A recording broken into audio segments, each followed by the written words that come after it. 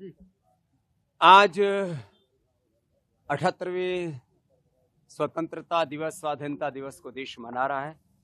प्रथम तो सभी देशवासियों को 78वें स्वतंत्रता दिवस की शुभकामनाएं और 5 लाख से ज्यादा वीर वीरांगनाओं की शहादत, बलिदान, शौर्य की बदौलत जो हमने ये आज़ादी पाई है, उन तमाम वीर वीरांगनाओं, ऋषि ऋषिकाओं के प्रति कृतज्ञता का भाव अपने हृदय में संजो करके समस्त ऋषि ऋषिकाओं, वीर वीरांगनाओं के सपनों को पूरा करने के लिए प्रतिबद्ध होने का दिवस है।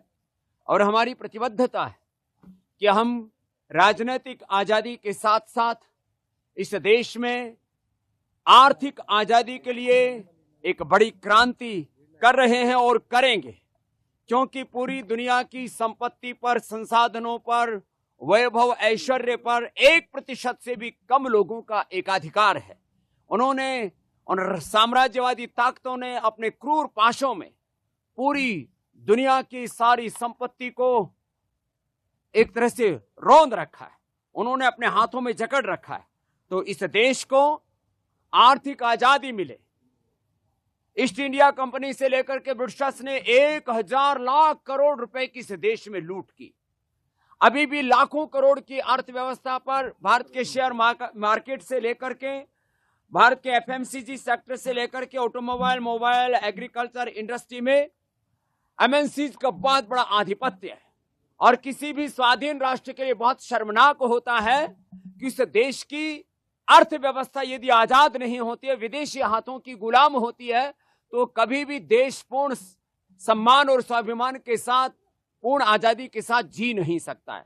तो हमने इस बार के 78वें स्वाधीनता दिवस पर यह संकल्प किया है कि हम इस देश में आर्थिक आजादी लाएंगे, स्वदेशी के अभियान को और मुखर करेंगे, शिक्षा की आजादी, मैकाले की शिक्षा के स्थान पर पतंजलि गुरुकुलम, आचार्य कुलम पतंजलि विश्वविद्यालय और भारतीय शिक्षा बोर्ड के माध्यम से हम मैकाले की शिक्षा पद्धति, जिसमें पढ़े लिखे बेरोजगारों की एक फौज तैयार हो रही है, आगे चल करके उस सामाजिक विद्रोह का कारण बन सकती है।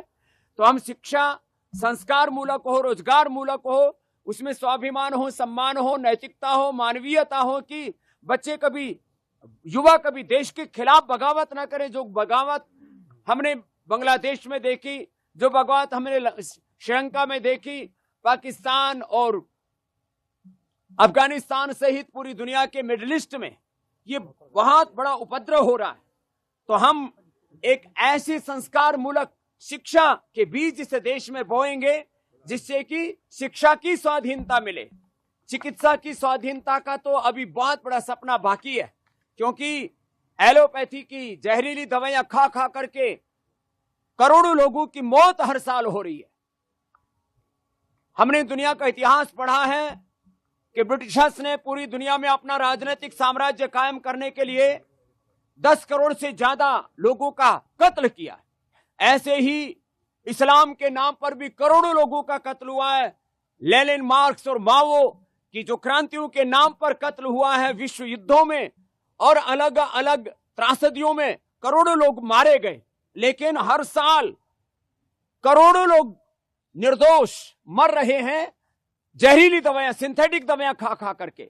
जो चिकित्सा की स्वाधीनता का आंदोलन है, पतंजलि वेलनेस योगग्राम निरामयम, इसको हम और मुखर करेंगे।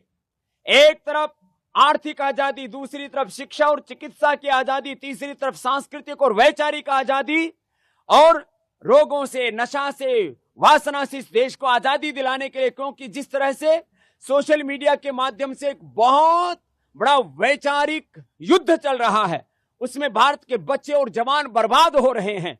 इस तरह से लोगों के दिली दिमागों में वासनाओं की आग भड़क रही है। आए दिन दुराचार, अनाचार, व्यभिचार, गैंगरेप की घटनाएं हो रही हैं। इसका एक कारण है हम योग विमुख या तो हो गए और कर दिए गए, और पूरे देश में तांडव हो रहा है। भारत भूमि जो ऋषियों की भूमि है, वहां पर जब हम गैंगरेप जैसी घटनाओं को देखते हैं तो हृदय कांप उठता है। तो पतंजलि का ये संकल्प है, हमने इस बार इस 78वें आजादी के स्वाधीनता के दिवस पर यह संकल्प लिया है कि हम इस देश में राजनीतिक आजादी के साथ साथ ये शिक्षा की, चिकित्सा की, आर्थिक आजादी और वैचारिक सांस्कृतिक आजादी के साथ रोग और नशा वासनाओं से इस देश को आजादी दिला करके 5 प्रकार की इस आजादी के अभियान को हम मुखर रूप से पूरे देश में बढ़ाएंगे और इस भारत को स्वस्थ, समृद्ध, संस्कारवान और परम वैभवशाली बनाने के लिए एक बड़ी भूमिका पतंजलि की ओर से निभाएंगे। और ये निभाई है पिछले 30-35 वर्षों में पतंजलि अपनी भूमिका। हम 50 वर्षों से इस योग और कर्मयोग के पथ पर चल रहे हैं।